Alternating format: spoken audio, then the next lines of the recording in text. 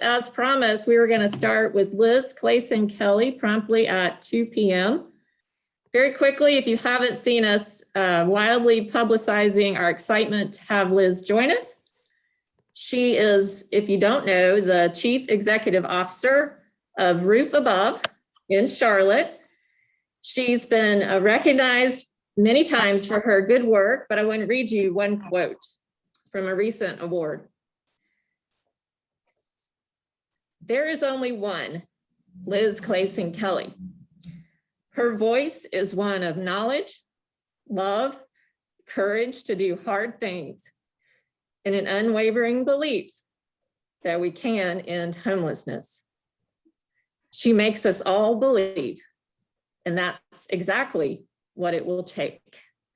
So join me in welcoming Liz, who is also originally from Kingsport, Tennessee, which is where Pat and myself as well grew up. And our dads were all with the same company there, which is Eastman Chemicals now. So thank you again, Liz, for being with us. I am so grateful to join. I can actually remember 4th grade in Thomas Jefferson Elementary School hearing Starry, Starry Night for the first time. And that was so beautiful. So Pat, thank you. We've got the power of East Tennessee on this call today, right? And I do just want to do one, thank you so much for having me. I've really enjoyed getting to talk with Susan and hear just a little bit about what's happening in Greenville. And I hope to leave lots of time for Q&A today. But I'd be remiss if I didn't shout out one of the newest members of your community. And if you haven't met her yet, you're going to learn why you're so lucky. So Julia Watkins has just taken a call at Westminster Presbyterian Church, I want to say. Charlotte misses her already and grieves her loss, but we're so happy for you at Greenville to have her power. And she just gets better and better. So as you get to know her, you're going to realize how lucky you are. So Julia, so fun to see you now miles away. Julia spent a summer at Moore Place, which you'll hear just a little bit about today. So welcome, Julia.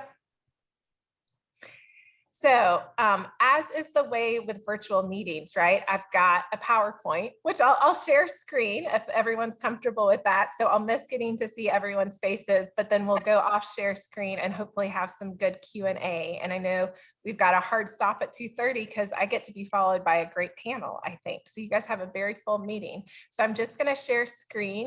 And this is where we all hope technology works. There's always a little bit of a fun unknown when you're presenting on Zoom. Let's see, can folks see that? It should say Roof Above. Thumbs up. Okay, great. So as you heard, I am CEO of Roof Above. We are the birth of a merged organization of Urban Ministry Center and Men's Shelter of Charlotte. So we now, I'll tell you a little bit about what we do now. We now serve across the continuum. We're at 12 campuses. 5 of those are temporary. We've done a whole lot of work with motels and some other interesting projects. We got to convert an unused college dormitory in the midst of the pandemic into a shelter for working men. So we're doing a lot of things different in this past year. So we are now across 12 campuses. We serve about 1,200 people a day, and we do everything from street outreach, day service center, emergency shelter, rapid rehousing to permanent supportive housing. So my time today with you guys is really going to be talking about permanent supportive housing. But if you want to talk to me about any part of the continuum, I'm happy to engage. One thing about Roof Above is we do primarily work with individuals. There's another great organization in town, Salvation Army Center of Hope, that really focuses on families. So we serve the bulk of individuals who experience homelessness will connect with one of our services. So that's big picture who we are. I'm sure, like all of you, we've pivoted and transitioned in major ways during the pandemic. And the pandemic really offers, I think, some unique opportunities. It's a lot of hardship. I'm sure I'm joining with other folks who are exhausted, and yet there's such an opportunity now to dig deeper into this mission of ending homelessness. So I'm going to talk about today 2 of the opportunities we've taken over the last year But I also, for those, I heard you, I joined just to hear you giving away books and talking a little bit about More Place. So we got to host, and I don't think I got to be part of this group, but my predecessor, an amazing man, Dale Mullinex and Kathy Izzard, I think were part of this, where a group from Greenville toured More Place. And so More Place was really Charlotte, North Carolina's first big foray into housing first. It started as 85 units. We were able to add, so it's now 120 apartments for folks who are chronically homeless. We continue to have a more than 85% housing retention rate. It is a program that is successful in ending people's homelessness by and large for good. And then you heard in our first 2 years of operations, we did a cost study. Where we were tracking people before they moved into More Place. We got folks hospital bills and jail stays, all of that before More Place, and then 2 years after More Place, and had this significant discount in the overall hospital bill and decline in emergency room visits as well. And that is, so you combine with not just this cost effectiveness, but then these really phenomenal outcomes, right? Of people being housed, reconnecting with families, stabilizing their health. One story, there was a man who, when he moved in with us, he had cancer and he was managing his cancer through ER visits, right? And then he got the stability of housing. And of course, he's engaging in traditional cancer treatments. And then we have other people who come in and, the years of homelessness are very hard on the body. And so this week we just lost one of our original tenants, passed away from, poor health in his years of homelessness. I know played a part in that, but he didn't die outside. He died after being home for 9 years, right? And so that's just a little bit about the story of More Place. And it sounds like some of you will get Kathy Izzard's book, or maybe you've read it. But with More Place, we realized this is incredibly successful. So we've been working on how to replicate that. And the first way we replicated that was through a scattered site program. And so we used rental vouchers and used existing apartments.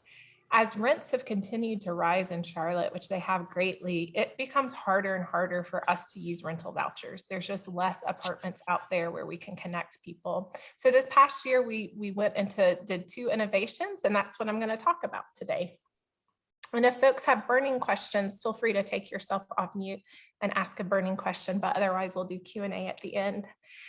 So in August of last year, we actually bought an entire apartment community. You guys might be familiar with this term NOAA, naturally occurring affordable housing. So when we think about affordable housing, we often think about the government and subsidized housing. But the reality is the private marketplace has always been the #1 provider of affordable housing. So NOAA are non-government subsidized apartments that are older in nature, and because of that, the rents tend to be lower. So in Charlotte, affordability looks like $750, $800 a month is a typical rent for a NOAA. NOAAs are disappearing. So NOAAs are being bought up by investors, often sometimes international investors, kind of the Wall Street investor. So 2 things are happening with NOAAs. One, investor puts in granite countertops and rent that was $750 goes up to $1,100 a month, or these NOAAs are just torn down and luxury apartment is built in its place. So we see that happening in Charlotte. In 2010, half of all apartments rented for less than $800 a month. And in 2018, that had dropped to 25%. So we have this mass exodus of NOAA in our community without a lot of public policy tools to stop it. Now, when you look at places like Seattle, New York, San Francisco, those places lost their NOAA decades ago, right? There's no market-based affordability, but in places like Greenville, I bet that you guys are in a similar spot as Charlotte, as you've got some of this product, but you're seeing it start to disappear. So we saw this trend and we did something which we think is really innovative, and we pulled together the financing to actually purchase a place called Hill Rock Estates. It's 341 units of housing. And what we're doing as people move out, for up to 75 units, we're going to move in people who are chronically homeless. And then we've built on-site offices for case management. So much of what happens at More Place, a nurse, a tenant service coordinator, case management, That will all be on site there at Hill Rock Estates and will primarily serve those 75 tenants who've moved out of chronic homelessness. But then all the other apartments we're holding at affordable rates. Now, again, we're talking the affordable rate of, $750, $800 a month, which of course is affordable in the big scheme, but for kind of on the front lines of homelessness, it doesn't quite get to the rate that we need. But the people paying that $750, $800 a month, that rent will actually help subsidize. So at those 75 units, we can charge people 30% of their income, which we're kind of estimating will be somewhere between $0 and $200. So what we love about this is that we are, one, you don't need vouchers to do it. So you don't need Section 8 vouchers, which are always in short supply, right? Never enough. And so actually these units that are affordable at what we call 60% area median income are helping subsidize. So 75 units can be, $200 or less a month. And then in additional, that rent from the $750, $800 units actually will help us cover our support services cost for our nurse, our case manager, our nurse and our program director. We have an ask into the county. The county's providing our case managers for that program. And then what we also love is that this is really addressing homelessness on two ends of the spectrum. Of course, we're creating these permanent supportive housing units for folks coming out of chronic homelessness. But for those 60% AMI units, we believe that we're preventing homelessness. We're increasing housing security in our community. We're slowing this mass exodus of NOAA from our community. And so we're helping prevent homelessness in that way. It was a complicated financial deal, I'm not going to lie. So we raised $9 million in private philanthropy between something called LISC. I don't know if LISC has an office in Greenville, but between LISC and our city's Housing Trust Fund. And we also have a special NOAA fund at the city. Those two together brought in $6 million. We did something innovative. We partnered with our hospital system, Atrium, not for philanthropy, but a $5 million very low interest loan. And in exchange for that, we're setting aside 50 of the 60% AMI units to serve their workforce. And those are being used in part of their program to increase housing stability for their team. And so that's we know these connections between healthcare and housing. And so Atrium's meeting their mission in two ways, right? So we know, as you just saw, when you house people who are chronically homeless, it drastically reduces people's emergency room visits, reduces hospitalization. So that's supporting the hospital system. But in addition, with this low interest loan, they're able to provide housing opportunities for their team members who are lower on the earnings scale. And then the rest of it, we financed through Fannie Mae. Now, Roof Above is an expert in homeless services and not an expert in operating a 341 unit apartment complex. And so it's really important for us to partner. So we have an operating partner who Ascent Capital, who has a lot of interest in NOAA. And then we also have a property manager. So while Roof Above worked on the overall financing as the owner of the apartment complex, we've brought in partners to run day-to-day operations. And then our team on our staff is really focused just on those 75 units. And we have a program there. The program name is Homeful Housing. And so again, focused on the folks moving out of chronic homelessness. So to date, we've had 11 units come open. We've moved 11 people out of chronic homelessness through this program. And this is someone whose street name was Wild Bill. He was the first person to move in, a veteran who'd been homeless for years before he got to call Hill Rock home. So that's one innovation that happened in August of last year. And then the second, which I think there's probably maybe more interest in Greenville on this as well, we bought a hotel. So hotels are no stranger to us, or I should really say motels are no stranger to us. We've been operating socially distanced shelter right at this moment in 4 motels, but had been in 5 motels throughout the pandemic. That's just been critical. We have so many folks with underlying conditions. So we've gotten all these motel partnerships, which has been great. And I was looking for a new motel partner and someone mentioned this hotel. Now, I don't really know what the difference between a motel and hotel is, but I'm saying if it has interior doors, I'm calling it a hotel. So that's my distinction. I'm sure there's some industry distinction. But someone had mentioned that there was a hotel that was operating, had really low occupancy, and that the owner was interested in looking at a partnership. And so went to tour really because we were looking to close down one of our congregate shelters and move into a motel. So that's what brought me to the Quality Inn. And I walked on this property and knew almost instantly there was something really special about this place, and something much more was possible here than just temporary shelter. And so you can't appreciate this from the picture, but one, the location is a really interesting location. It's just a few miles from uptown. If you know Charlotte, it's Clanton Road and 77. It's right off the interstate. This is a neighborhood that's been a lower income neighborhood, but is becoming very trendy. The new neighborhood name is Lower South End, or LOSO. So, you know, with a neighborhood name like that, right? Young professionals are coming and moving in, but there's traditionally been a lot of affordable housing, marketplace affordable housing there. And so we felt like it was an important opportunity. Not only was it centrally located, it's walking distance to light rail, but we also know this is a neighborhood deeply that's going to be impacted by gentrification. And there's something powerful about being able to put a footprint there. In addition to being an 88-room hotel, it also comes with 2.6 acres. And so there's also land for the possibility of what might be, what might be possible in the future. In the meantime, Charlotte has a horrible parking issue. And so it will be the one campus Roof Above owns that does not have a parking problem, because right now, much of that 2.6 acres is a really large parking lot.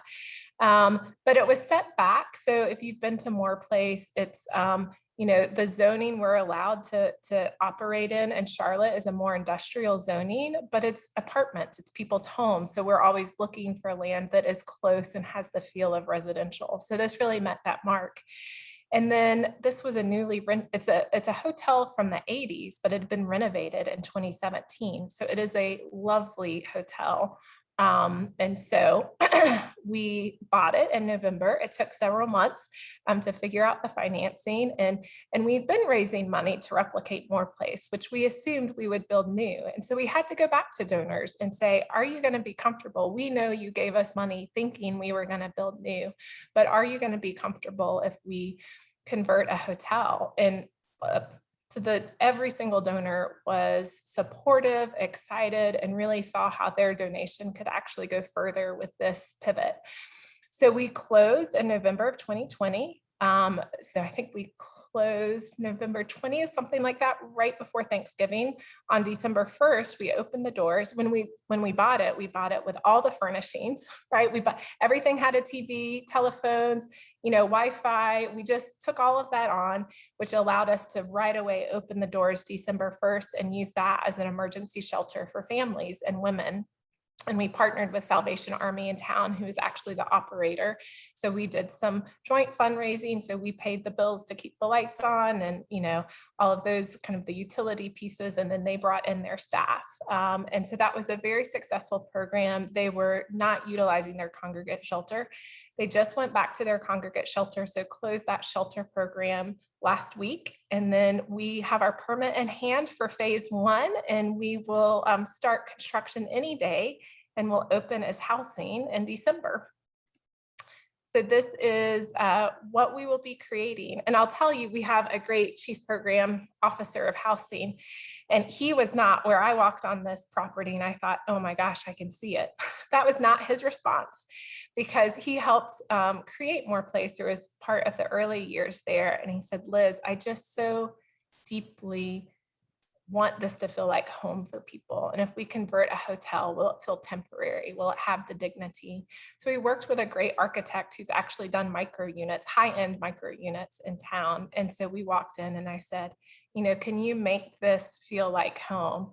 He's like, oh my gosh, you got plenty of space. And so we really love what he's created. So this is an early sketch, but so you can see small dividing wall just to create a sense of space between the living room and bedroom area. We've got a kitchen. This has a 4-top stove. We're moving to a 2-top stove. The flow is a little odd because we want the water right by the bathroom to cut down on cost, right? So we're able to share the plumbing in the bathroom to go into the kitchen to cut down on cost. A critical thing we learned in More Place, you need to be able to view the TV from the bed and the couch. Maybe some of you experience that at home as well. And so that was an important design feature for us. So we feel good about the apartments, but then in addition to that, you'll see we are adding an addition to the building. So of course, like any hotel, there's a pretty large lobby in the area. And we could have divided that lobby up into offices for case managers. But what we decided to do, and it's more expensive, obviously, is we're actually adding a support service addition. So the red here, or kind of burnt orange, is the existing, and then the mustard yellow is the new addition that we're creating. And that is where case managers will be. We'll have a large group room, a learning lab, and then we're taking the existing lobby, so in the red in the middle of the building, and we're calling that the tenant lobby. Right? So that's less staff centric, but more a place where people can gather. So when you study small living and micro units, what you see is while people's rooms might be smaller, you work to create really great public space. So folks have different ways of gathering and different ways of being in large space. So that's been our design approach. Here's a drawing of what the addition will look like. So it's pretty boring, right? It's lots of offices. It's all about who you hire to be in the offices and the relationships that happen and the work that gets done. But the gathering space we're excited about, and this relates to having a large parking lot, the gathering space will have an opening from the outside as well. So it is our hope that, much like More Place, we'll be able to host neighborhood events and other community meetings and bring people into the space and have a really beautiful large gathering space that will be a benefit to the community, as well as for bingo and movie night and all of the things that happen in our supportive housing. They happen a lot less in the middle of the pandemic. So it's all 88 people should be able to gather here, tenants, when we're not in a pandemic, but we know it will only be small groups until we get through this. But there's a sense of the design, and that's a rendering of what that space will look like. So I do love our architect, and our general contractor rolled his eyes a little bit and said, well, Liz, I would just build rectangular buildings all day long because it's the most efficient way to build space. And our architect always looks for a wow factor. But I think he really took to heart our desire for this to be, donors gave to us thinking we were building new, and we really wanted a place that would have the same wow factor that More Place does, and the same sense of dignity, and that this is home, right? It's not just a transitory, hotel that we've thrown a stovetop into, but this is home. So the project, construction these days, this price tag used to be lower, but I think this is where signing our general contractor contract today or tomorrow. So I think we're at the top of this number here. So it's going to be a $12 million project. $2 million we received from the city of Charlotte, and then the remainder was private philanthropy. And for those who've been through a capital campaign, you just know there's so many miraculous stories and interesting stories. So it's a mix of individuals and foundations and corporate donors and congregations. We just received $1 million donation from a congregation on Easter Sunday. And this is a congregation that, we had them on our list as maybe they would be a donor, and it was a, low six-figure number. And the pastor just had this vision. They didn't have $1 million, but he had a vision, and it was just amazing to watch it come together. We have an individual who gave us a significant donation who doesn't live in town. And he said, I realize I'm just passionate about housing people. It doesn't matter where. And it's so random how it came to us. So there's always great stories there. And then we are still working on kind of what's our operating bridge and the funds to operate. But I'm trusting that that's going to be there. And then this is kind of the overall cost. It was 5.45 to purchase with all the FF&E, 4.5 for the construction, and then $2 million odds and ends of all the furnishings, the contingency, and the soft cost. And just as a reminder of why we're doing all this is for the safety, stability, and dignity of home. Okay, I didn't leave as much time for questions as I thought, so I'm going to stop sharing and see what questions folks have.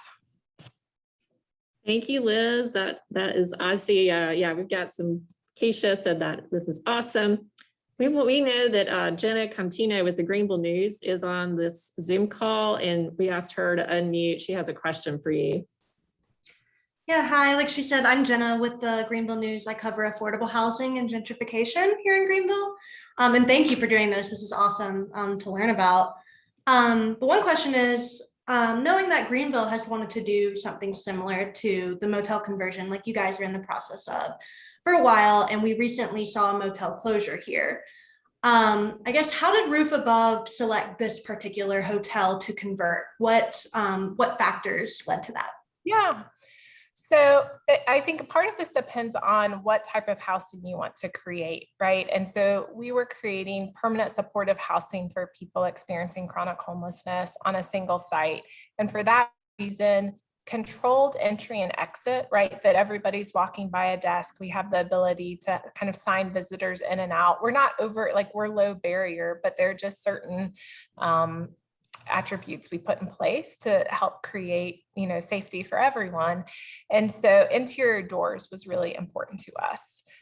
Location is important to us. So again, not wanting to, there was a place we looked that was, a motel surrounded by multiple other motels, right? You're kind of in a sea of parking lots, right? And so the sense of set apartness of kind of this could feel like home was important to us. And then, those are the things I look at, right? Like I look through a program lens, and then you always, I just can't say this enough, always walk with construction people. So we have dear friends and supporters that are just always willing to let me call and walk crazy ideas with them. And so I walk through and again, I'm thinking, the program pieces, they're like knocking on the wall. They're like looking behind doors, they look with this whole other lens. And so a lot of motels, not all motels are created equal, I would say. And so, we want to do a project for the long haul. And so there certainly were hotels that we could have bought for much cheaper, but we feel like this is a hotel we'll be able to operate for at least the next 30 years.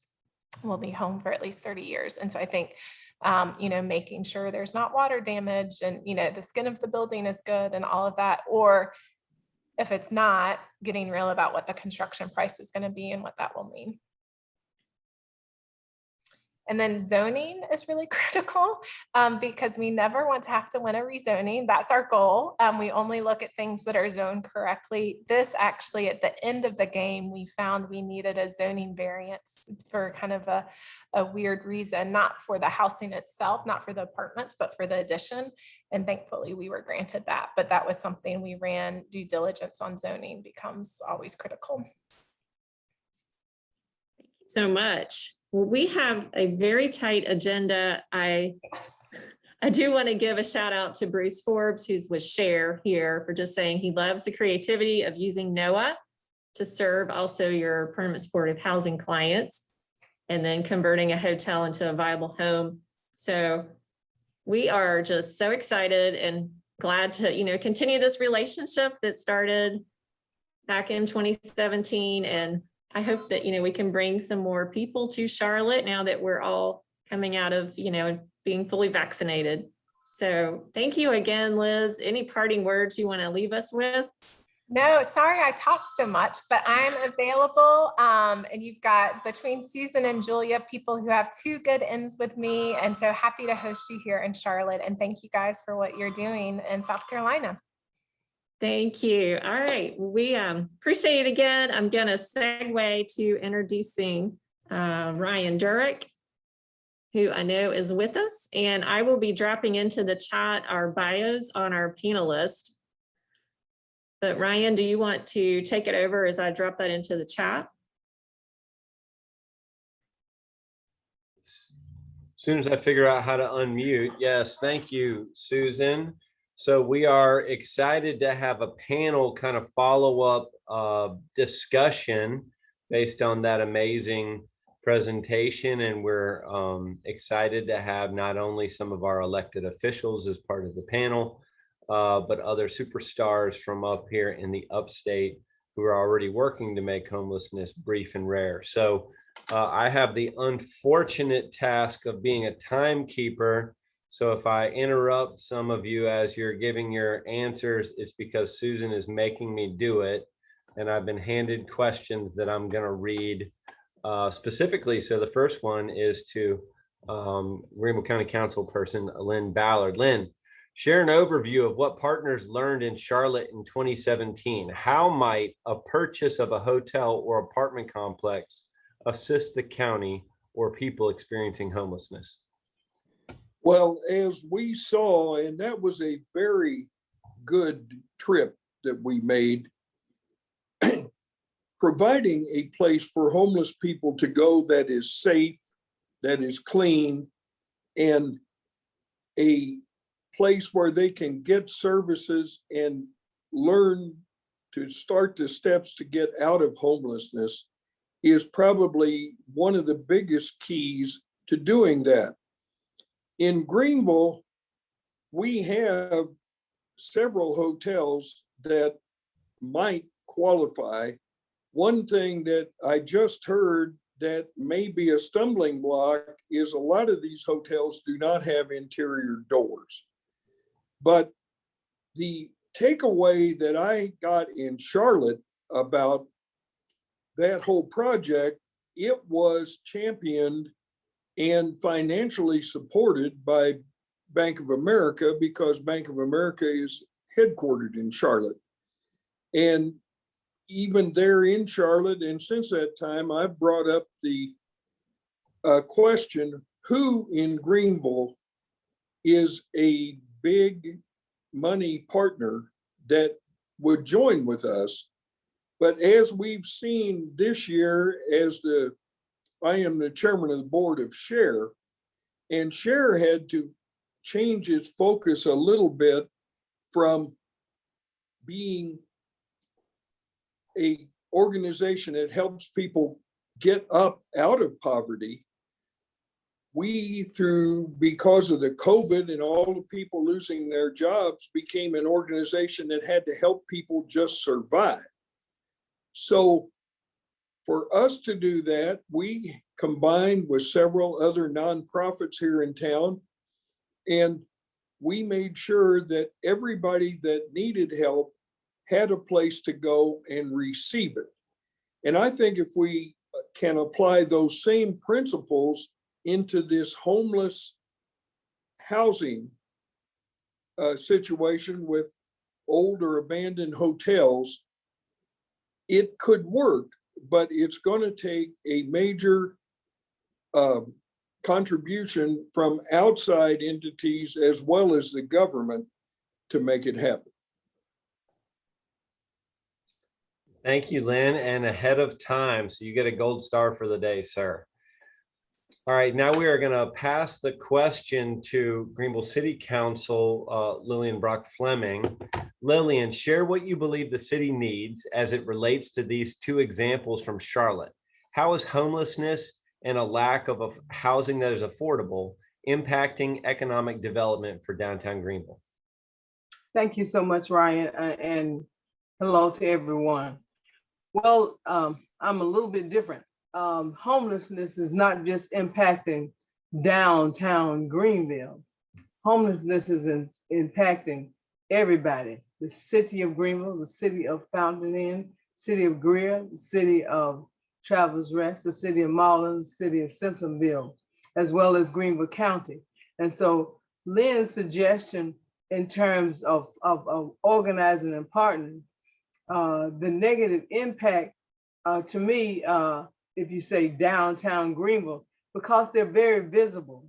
And to me, as a Christian, it hurts my heart, not for necessarily downtown Greenville, but because I don't have enough money in this world to house all of these people, so it hurts my heart.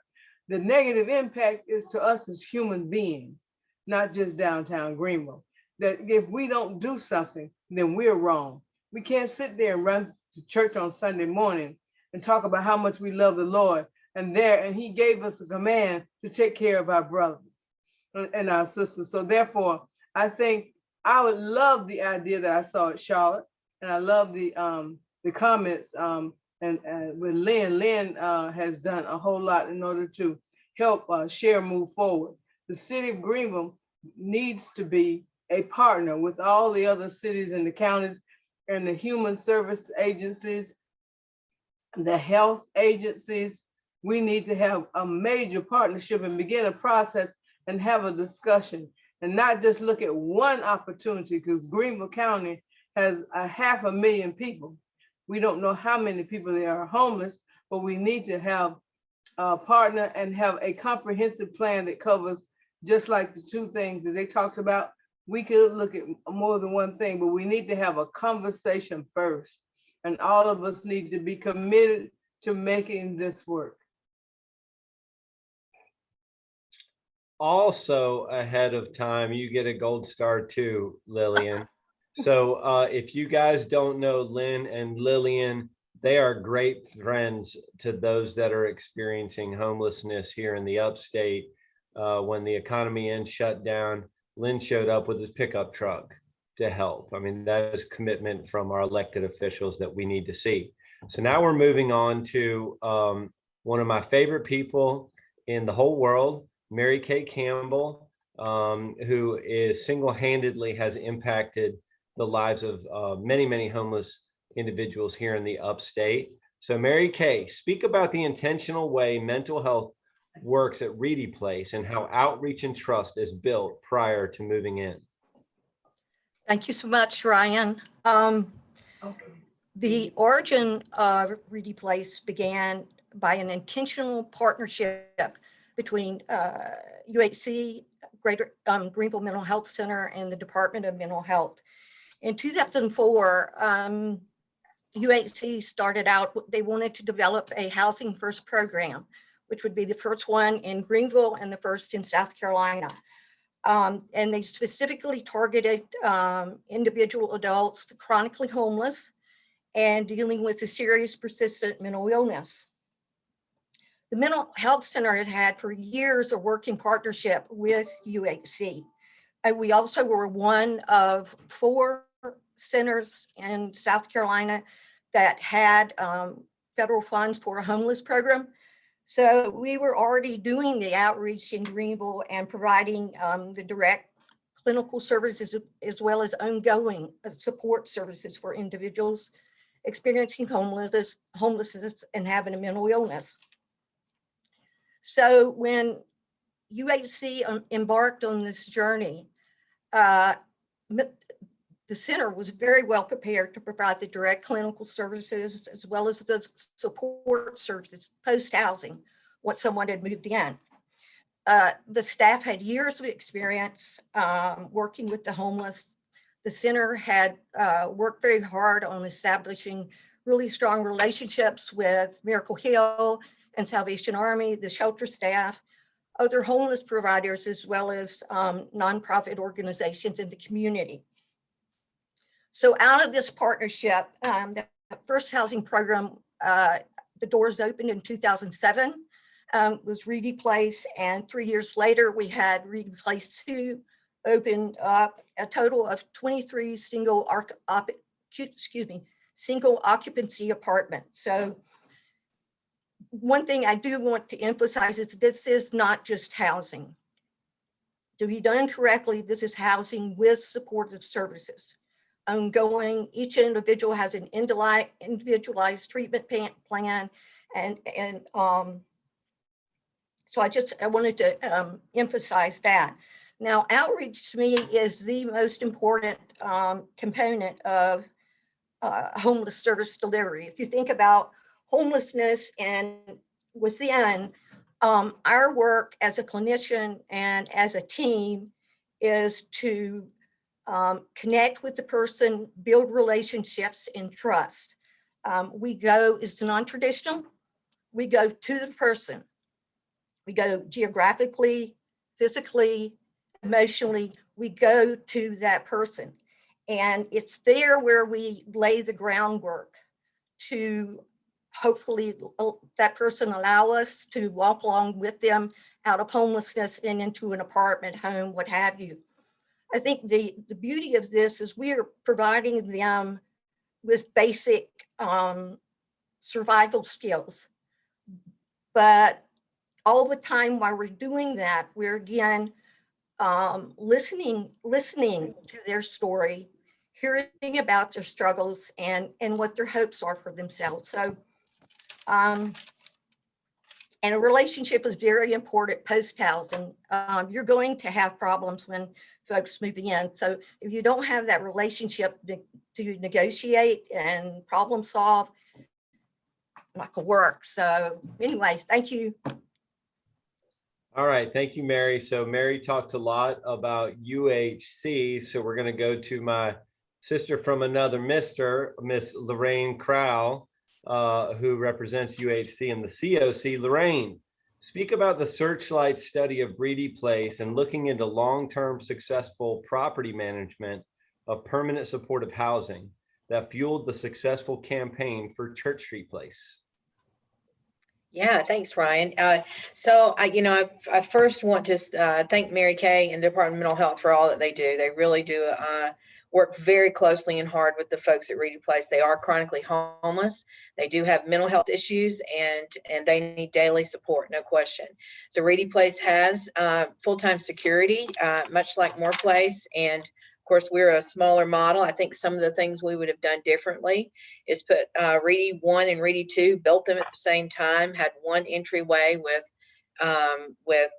security in that one space so that we could funnel everyone through that one door. Reedy 2 does not have, they have security cameras and they're covered by security, but they have their own entryway. And so I think we would have done that differently.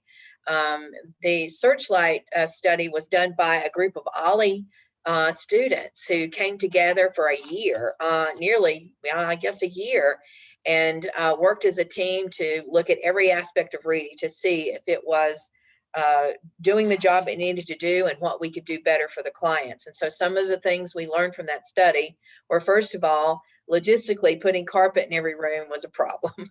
That's sort of an obvious thing now that we know, but did not know then. We do not have any ADA accessible units. That was just not part of the build. And we are working right now to include ADA units in both buildings. We're concerned about now full operating kitchens in each unit. We're finding that our folks don't utilize those stoves and cooking like that, like, you know, folks would maybe in a small unit or small apartment. So removing that, making a common space for cooking at Church Street Place is what we're going to do, more of a dorm style to leave more space in the unit. We're also reducing the size of units to about 325 square feet rather than 500. Some of our folks really are very upset, get very upset about not being able to see all four corners of a room. And so, and taking care of a large space is hard. And so they, our architects have worked on a very efficient space, very much like what our friend was talking about from Charlotte, that where they could, it's very efficient. There's a separate bathroom, but everything else is in one room. So those are some ways that we are looking to rework the spaces at Church Street Place. All right, thank you, Lorraine. So we're also honored to have Sean Williams with the Housing Authority. So Sean, would you speak about the role of the Housing Authority with project-based vouchers in creating a successful model for people who may have an income of $750 a month, or other specific vouchers for people with a disability? Hi, Ryan. Yes, thank you for having me. As a housing authority, we have tenant-based vouchers, and HUD allows a housing authority to convert a certain number of their tenant-based vouchers to project-based vouchers. So with that, what we'll do is work with organizations, put out a request for proposal with some organizations such as UHC, and work with them to issue vouchers and project-base them. So that means that subsidy is going to be with that particular building or those particular units for quite a long time. What we've also done to ensure that we are meeting the needs of people who are at 30% of the area median income is, I think, one of our most recent jewels here at the Greenville Housing Authority is the Preserve at Logan Park and the Preserve at Logan Court. And those are two buildings, 193 units in total, that we built for seniors who are age 62 years of older. So we are going to use 30% of the area median income, or their 30% of their income, towards the rent. So as Liz was stating earlier, that we're not utilizing their whole check or what they're bringing in, that only 30% of what they may be bringing in will go towards rent and utilities, and the remaining they can use for whatever needs they have. So that's the great thing about being able to convert tenant-based vouchers to project-based vouchers. As Liz stated, you know, there's always a need and a demand for affordable housing, and especially in the world of the Housing Choice Voucher Program. So being able to utilize those vouchers and convert them for long-term needs of residents, particularly for those who at 30% of the AMI, is very helpful in a lot of ways because of just what the rents are. So if the rent is higher, then being able to utilize that voucher for project-based or using a tenant-based voucher, but particularly if you're project-basing for that building or a particular unit, then you can probably get a larger number of people in those particular types of units or buildings. Thank you, Sean. So I often quote my friend Deb Richardson Moore, who is here on the call today, I believe. She would always say that these problems aren't handled, these systematic issues, by the usual suspects. And so it's been amazing to see so many different partners and groups and churches step up to the plate to help with these big issues. Grace Church has been just instrumental in stepping into this world and trying to offer their help and resources. So we have Jeff Randolph on the call with us today. So Jeff, share how Grace Church is already working with ministry partners and why the church wants to move further into this space.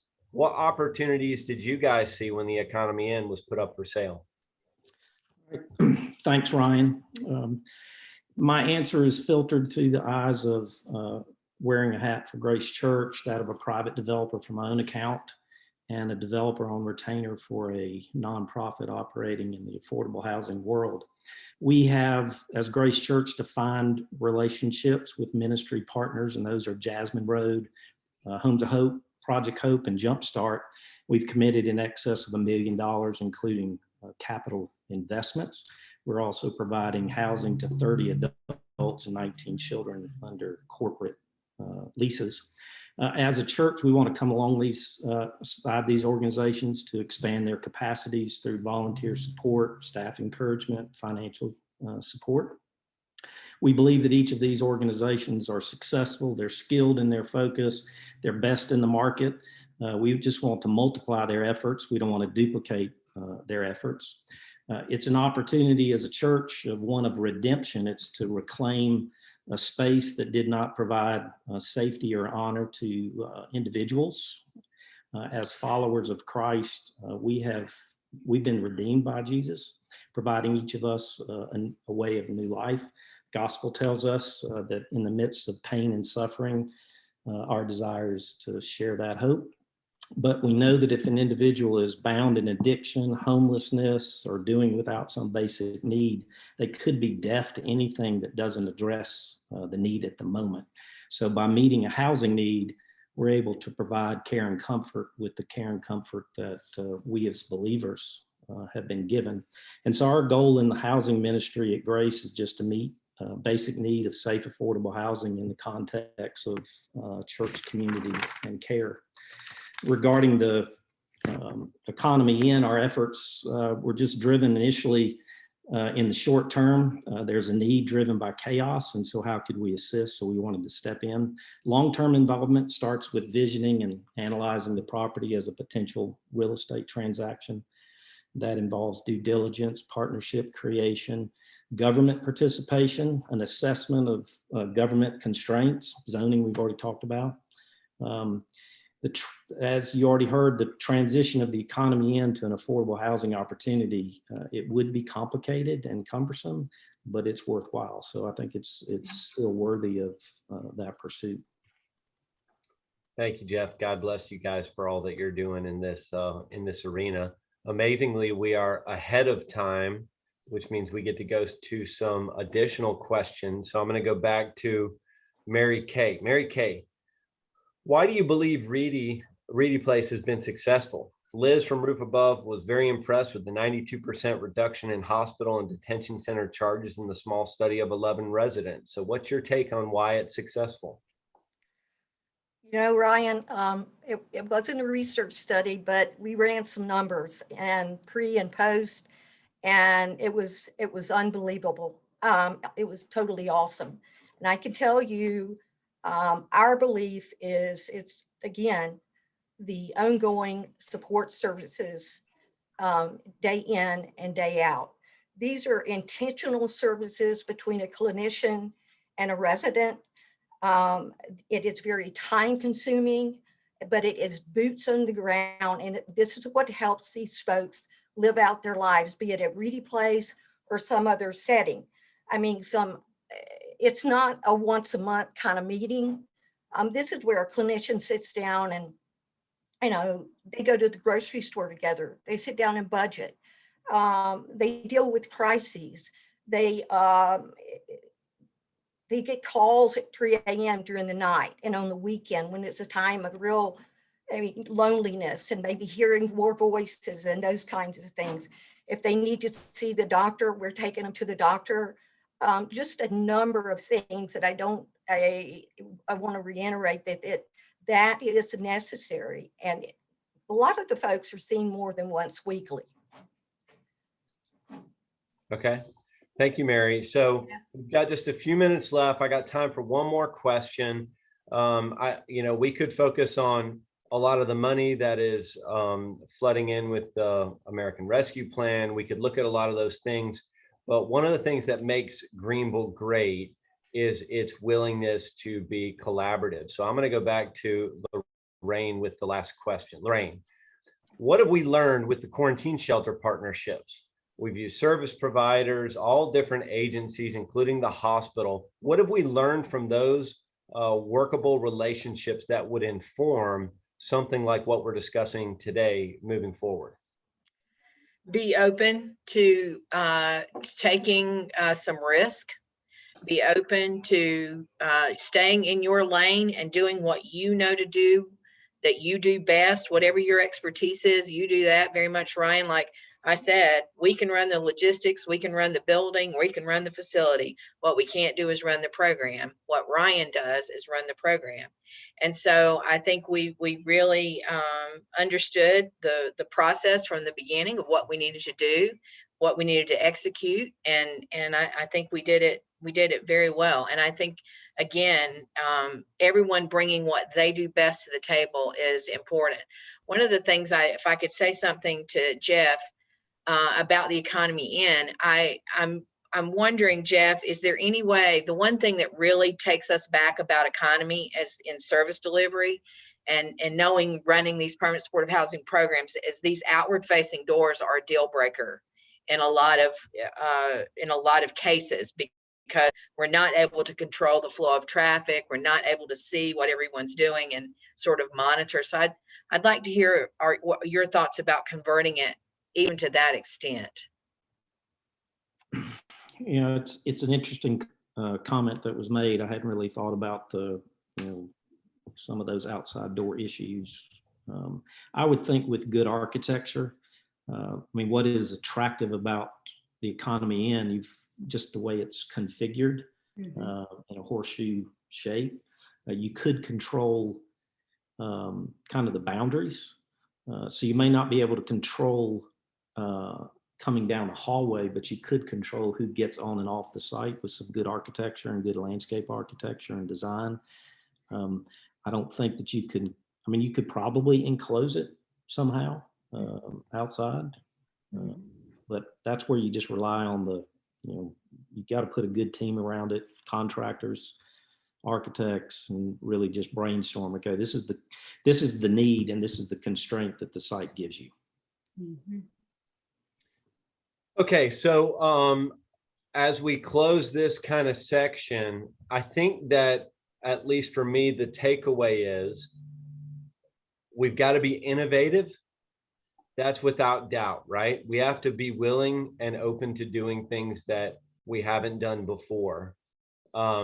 We've got to look at the funding and make sure that we are utilizing it in the very best way that we can, being good stewards, especially as this extra money comes in. I know that as we continue to tackle some of these issues, the city and the county are going to be huge players at the table, as will the service providers and the churches. So this is an exciting thing to see what's happening in Charlotte and to see some of the momentum here in Greenville. So with that, thank you to the panel, and I will pass it back to Susan.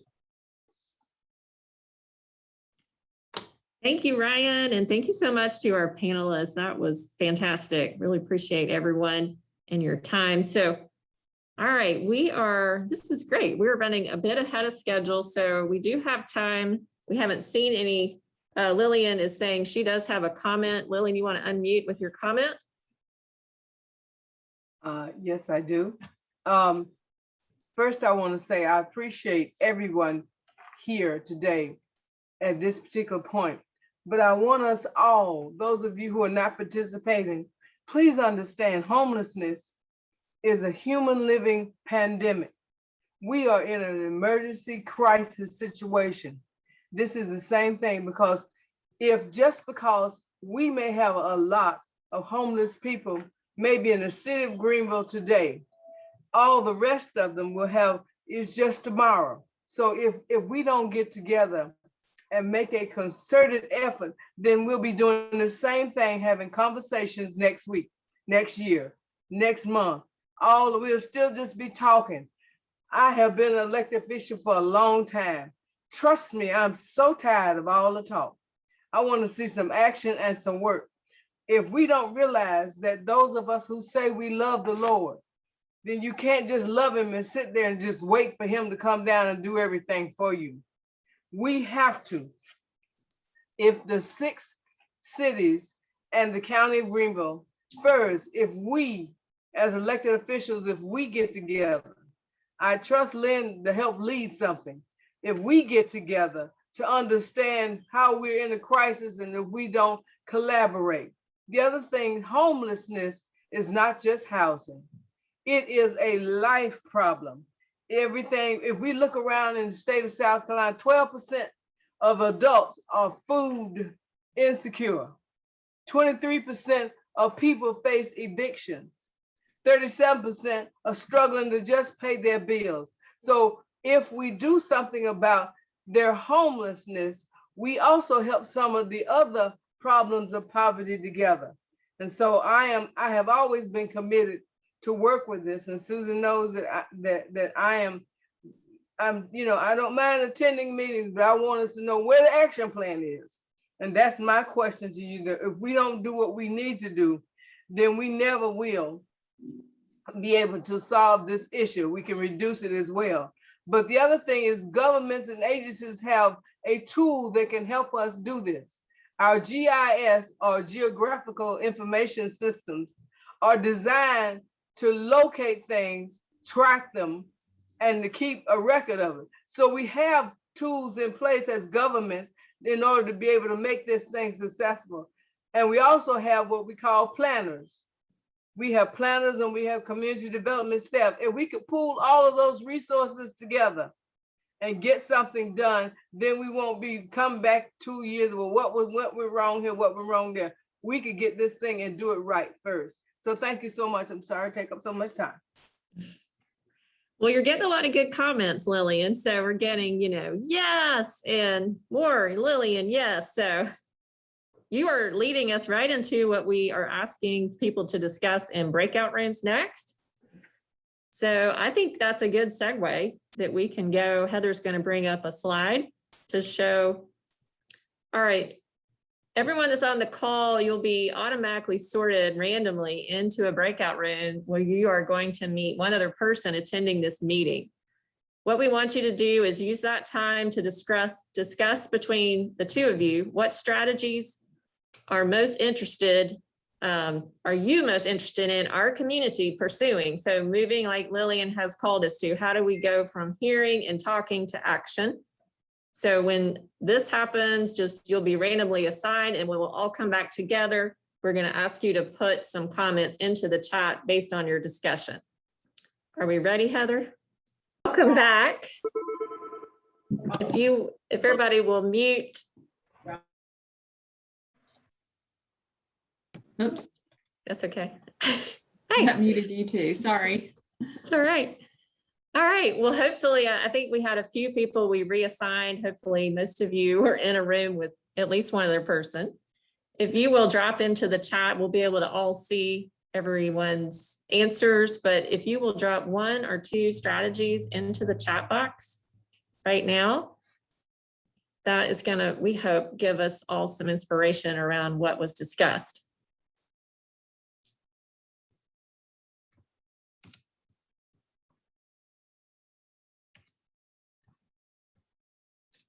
I see some things coming in, so just keep typing.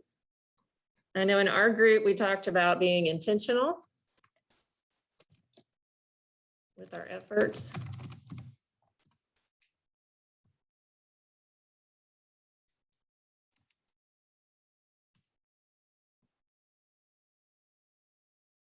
All right. You can keep typing.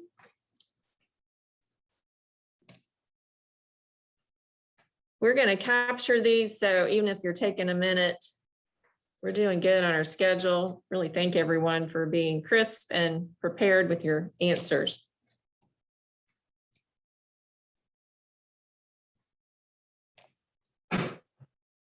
All right, do we want to, you can keep typing, but we have a poll. And I see, hey, Julia, I see that you're on the line on the call. Julia Watkins, welcome. So Heather has prepared a poll. We wanted to ask you all to give us your feedback around getting back together in person. We've been this way on Zoom for a while, and it does afford us some abilities to have, people join us from a lot of places. But as the poll comes up, we want to think about our next quarterly stakeholder meeting in July and just get your feedback on either meeting in person or continuing this format or some sort of hybrid. And it's okay if you're not sure, that'll be an option. I'm sorry to say that the poll was not working. Uh-oh, that's okay. All right, well, how about if you want to ask people to type into the chat if they have I see in person. Okay, so feel free to type into the chat and we'll be capturing all your great comments. Oh, yay. I love in person. All right, as those are coming in, I will ask, and I believe I just admitted, Ashley, we wanted to take a moment to thank our 2 amazing interns we've had this semester. Heather prepared the slide and we have shared a little bit about them over social media, but we have Griffin Mills here with us today over here at United Ministries. He's graduating from Furman University, and Ashley Lowry from Bob Jones University. They have done some amazing work and they have given of their time and their talents as an unpaid internship. And so we really appreciate all that they've helped us accomplish. We're going to see a sneak peek of some things that Griffin prepared as we launched. Hopefully you've seen our YouTube channel. Towards the end of our meeting, we're going to share a clip from that. And Ashley was featured last night in a WYFF story about the response to the economy in. And so we hope you were able to see that story and see all the data that she helped us enter. All right, with that, Feel free to type anything into the chat if you think too, you wanted to say thank you to our interns that way because they are watching. And I'm going to ask Gail to unmute and give us an update from the Advocate Working Group. Okay. First of all, I want to say thank you. This has been a great stakeholders meeting, very informative and kind of really aligns with some of what we have been doing in our work group. So I'm honored to be chairing this group with Alexandra Harris. She's the program manager for United Ministries, their Interfaith Hospitality program. And then Mary Kay Campbell serves as our steering committee liaison. So in addition to subscribing to GHA mission, the advocacy working group's goal is to implement strategies identified in the advocacy area of GHA's overall strategic plan. And what we decided to focus on as our first strategy was to create an academy, an actual advocacy training academy that aligns with sessions and with annual advocacy agendas. So we're talking about products from our coalitions that will look at the continuum of housing and come up with some common themes that we want to take to our elected officials to try to change the course of action in Greenville and to give our elected officials a format of education and understanding as we deal with this continuum of care related to housing. So we launched in this year, January of 2021. Our first meeting was very well attended and we had a very diverse group of stakeholders. Our meeting platform now is that we meet monthly for an hour and a half and we set the agenda prior to the meeting. When we looked at the strategy, we decided in March that we really needed to pull together a small task force to help develop the framework for the training academy. And so key to that initial discussion was, what is this academy going to look like? What's the format? Who is the attended audience? Who do we want to bring to the table? We wanted to make sure that there were low barriers to entries because we wanted to ensure that any Greenville County citizen who wanted to find out more about homelessness could come to these sessions. So the Academy will follow 4 pillars, and those pillars are Civics 101, where there's an introduction to what advocacy is and what we're going to try to accomplish. There'll be an educational component where we're talking about what does homelessness look like in Greenville? And that will be data, that will be portions of the white paper that GHA annually puts out. We'll talk about what the policy agendas are for GHA. What are those things that are most important, those initiatives and what policies that they'd like to see changed? And then the 4th pillar is putting everything into action. So this academy will be a real-time example of collaborations. For instance, with the Civic 101, we're going to be looking to former elected officials, educators, partners and stakeholders that are involved in advocacy that can come in and facilitate the class. For pillar number 2, again, we're going to be looking at frontline providers with lived experiences. And we're going to be working with the Educate working group that is also in the process of meeting and determining what their goals and objectives will be. On pillar number 3, when we talk about what are exactly those GHA policy agendas, we'll be working with the steering committee, again, stakeholders and individuals in the community. And finally, with pillar number 4, we'll be actually talking to lobbyists, again, former elected officials, and making sure that people in the community understand what causes homelessness, what are some of the solutions in place, and what are some of those innovations that this group as a stakeholders are presenting to the community. The Academy, what we're looking at is an initial cohort that we will do this summer. we'll do a intentional selection of people to be in this, and we're looking at 10 to 12. Again, including people that have lived experiences, service providers, churches, businesses, and citizens. And we want to make sure that even those who do not have any knowledge of advocacy will be able to join this group. So we plan to launch again this summer in order to gain feedback and to evaluate the effectiveness of the Academy's platform. I want to thank the members of the group, the small task force that helped us to pull this together. In our next meeting in May, we'll be delving into more details, and we should be able to present the full format and design and give you additional information as to what the cohorts will look like. That I call it a beta group, and also what the strategies will be moving forward as we continue to develop the framework for the training academy. So we're very thankful to be working with the education working group, very thankful for the great staff support that we get from GHA. And we have a phenomenal group of individuals that have dedicated themselves to looking at this, and they see advocacy as the new frontier for helping to educate and to take forward to the broader community what the issues are that we're facing and the kind of support that we'll need to achieve those goals. Thank you, Gail. Thank you. That is fantastic. Before I introduce Jennifer, I just want to say we are still looking to give away this copy of Kathy Izzard's book called The 100-Story Home.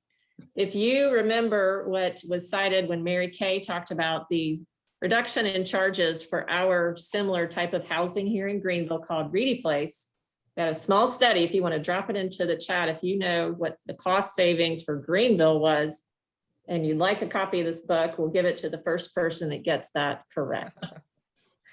All right, with that, I'm gonna while we watch those answers come in. Jennifer, I know you're with us. Are you ready? I'm ready. Great. Hi, everybody. I'm going to speak first about the Collaborate Working Group, of which I am a part. It is made up of Paulette Dunn as a co-chair and Julie Meredith. And you see Paulette is with UHC, United Housing Connections, and Julie Meredith is with Safe Harbor. And I represent the steering committee for GHA on this working group. When we first started, the three of us really didn't know what we were doing, not that we do now, but it has been a fun adventure to meet with a very diverse cross-sector of partners across the city to come together and try to map out where some gaps might be with resources for people experiencing homelessness. So we're trying to make a pathway for various groups, whether they're single or married or youth or a family, and to kind of come together with what their path might be, various barriers that get in the way and what those resources that work with those barriers may be. And we're hoping to come up with something like an app that it can be translated, not just with people who have smartphones, but accessing different creative places where people can have these resources. United Way always does a great job with 211, but we're trying to find the gaps so that we can just have a best model or best practice for that in collaborating here in Greenville together. So our first strategy is just that, to put together these partner profiles along with mapping out what is available resource-wise here in the city. Our next working group is the Educate Work Group, and it is coming together, and I think they're having their first meeting, if they haven't already, with co-chairs Sharon Champion and Tracy Font, and Tiffany Powell representing the steering committee for GHA. Gail spoke some to the Educate Working Group, but their first strategy will be to develop this 101 GHA 101 presentation that will hopefully be on the YouTube channel, as well as disseminated within many various groups and organizations in the city. And our last working group that is still being formed, it's actually just in the works, is the Innovate Working Group. So if you've been keeping up, we have Advocate, Collaborate, Educate, and then we will have Innovate. Thank you so much. Thank you, Jennifer. All right, I believe Heather is ready to give us a YouTube video created by Griffin Mills, our firm and intern. So we'll switch over to that. It's about 1.5 minutes.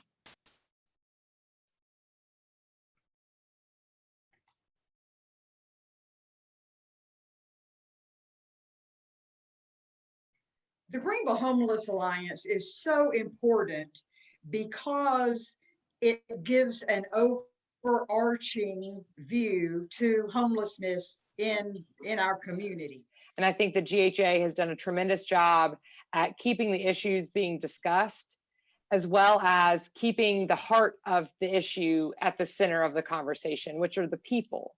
In addition, they identify gaps in services and collaborate with community agencies and partnering agencies so that we can in fact meet the needs of those that need it. Bill, I've been very appreciative of the work that we're doing in working groups and in inviting a cross sector of partners to come and work together in the areas of innovate and advocate and collaborate and educate. But then we're going to be able to take what we've learned and what I call act neighborly, and you share it with the next county or the next state, and then to the next country, and you just start, and then and that's how you really can start solving something that's a global issue, but you start locally. The Alliance has done a good job of really convening what has been said in the past, convening the usual suspects, as well as some of the unusual suspects or partners in this case, when it comes to organizations and agencies that are really trying to make homelessness brief and rare.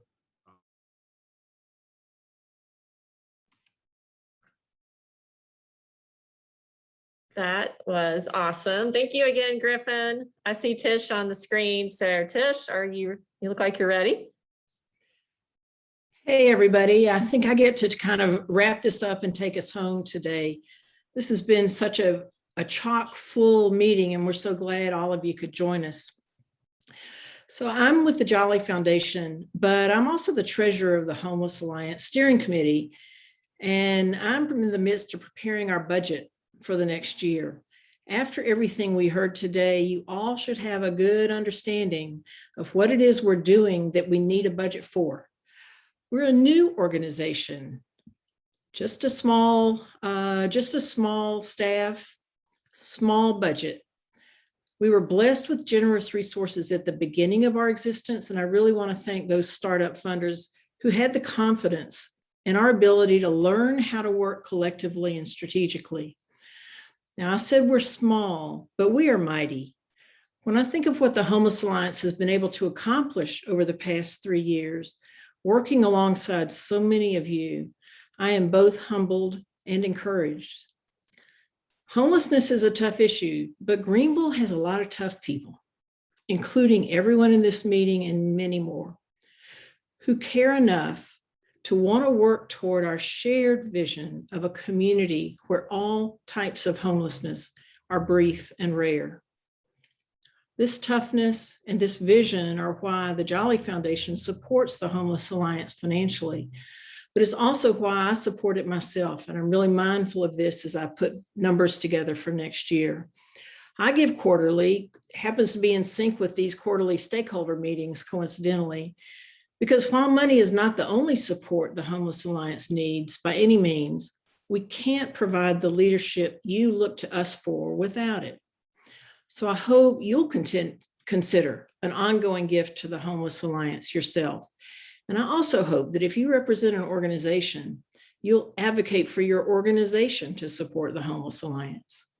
If you can think of ways the Homeless Alliance has helped your organization to forge connections, strengthen working relationships, and thus enabled you to do your work better, I believe you'll agree with me that it's worthy of your support.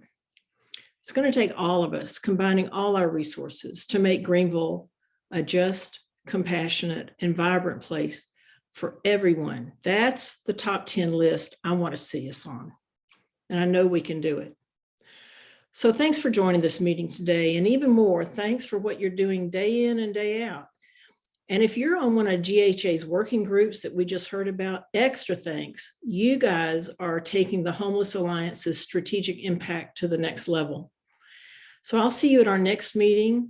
Remember to check out the GHA YouTube channel to see the video we just watched and other videos produced by our great intern, Griffin. I will say have a great afternoon, everyone, unless Susan and Heather jump in and call us back in order. Thank you, Tish.